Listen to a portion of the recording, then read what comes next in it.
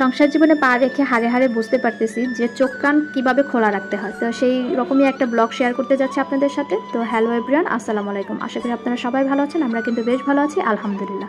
তো এই যে দেখেন সকাল সকাল আনসারসের নাস্তা নিয়ে আপনাদের সামনে হাজির হয়ে গেলাম। তো সকালে নাস্তা শেষ করে এখন কিন্তু দুপুরে রান্নার জন্য রান্নাঘরে চলে আসলাম। আর আজকে রান্না করব হচ্ছে পাঙ্গাস মাছ। জানি অনেকে পাঙ্গাস মাছ পছন্দ করেন না, পাঙ্গাস মাছ আমার জামাইও পছন্দ করে না, বাট আমি আমার বাচ্চাদের জন্য আর আমার জন্যই মাছটা রান্না করে নিব। আর মাছ আগে থেকে ভিজিয়ে রাখতে ভুলে গিয়েছিলাম, তো ছুটাইতে যে ছিঁড়ে গিয়েছে। আর এদিকে আমি পেঁয়াজ কেটে নিয়েছি আর হচ্ছে টালা মানে জিরা টেলে নিয়েছি, যেহেতু বাসায় টালা জিরার গুঁড়ো শেষ হয়ে গিয়েছিলো। আর এইখানে আমি হলুদ মরিচ আর ধনিয়ার গুঁড়ো একবারে নিয়ে পানি দিয়ে আর কি মিক্স করে রেখে দিয়েছি। তো এতে করে পেঁয়াজের মধ্যে দিলে দেন মশলাটা পুড়ে যাবে না। তো এই তো আমি মাছগুলোকে হালকাভাবে একটু ভেজে নিচ্ছি। আর অনেকে বলে পাঙ্গাস মাছে নাকি গন্ধ লাগে, তো আমার কাছে কিন্তু ওরকম কোনো কিছুই লাগে না, যেহেতু আমি মাছটাকে সুন্দর করে গরম পানি দিয়ে ধুয়ে নিয়েছিলাম। তো আমার কাছে তেমন একটা গন্ধ লাগে নাই, তেমন কি মানে লাগেই নেই। তো মাছটার মধ্যে ডিম হয়েছিল, ওই যে ডিমগুলো এখন একটু ভেজে নিচ্ছি।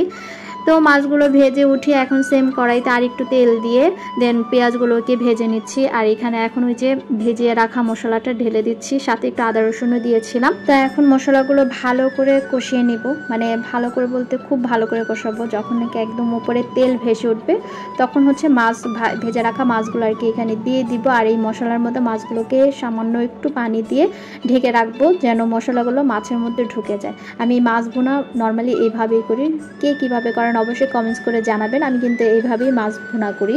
তো তেমন একটা ঝোল রাখবো না। এই তো আমার আর কি মাছের মধ্যে সামান্য পানি দিয়েছিলাম, তো একদম মশলাগুলো মাছের মধ্যে যখন ঢুকে গেছে এখন এইখানে আর একটু পানি দিয়ে আমি জাস্ট ঝোলের জন্য, মানে খুব বেশি ঝোল রাখবো না, মাখা মাখা একটা ভাব থাকবে।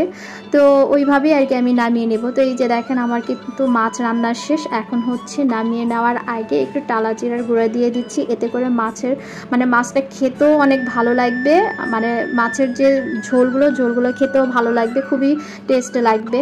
তো মোটামুটি কিন্তু মাছ রান্না করা হয়ে গেছে। এখন হচ্ছে দুপুরে আনসারসকে খাওয়াই নিব। আর আজকে আনসারসের জন্য করেছিলাম আম দিয়ে ডাল, আর হচ্ছে এই তো পাঙ্গাস মাছের একটা পিস নিয়েছি, যেহেতু ওরা ঝোল টোল কিছুই খেতে পারবে না।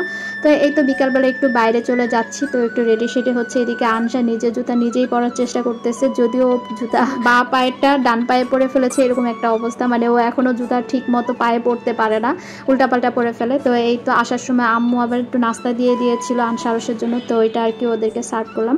আর এই যে দেখেন সংসার লাইফে এসে মানে চোখ কান খোলা রাখতে বলেছিলাম কেন, এই যে দেখেন রান্নাঘরে কি করেছি, চা বানিয়ে, মানে চাটা যদিও আমার হাজব্যান্ড বানিয়েছে, তো সে চা কাপের মধ্যে নিয়ে চুলা নিবাইতে ভুলে গিয়েছিল। আর ছাঁকনিটা যেহেতু এটার মধ্যেই ছিল, ছাঁকনিটা আর কি একদম চা শুকিয়ে পুড়ে গিয়েছে। তো এই জন্যই বলেছি সংসার জীবনে না চোখ কান খোলা না রাখলে কোন দিক দিয়ে যে আপনার সংসার ভেসে যাবে আপনি নিজেও টের পাবেন না। তো আজকে এখানেই বিদায় নিচ্ছি, আল্লাহ হাফেজ।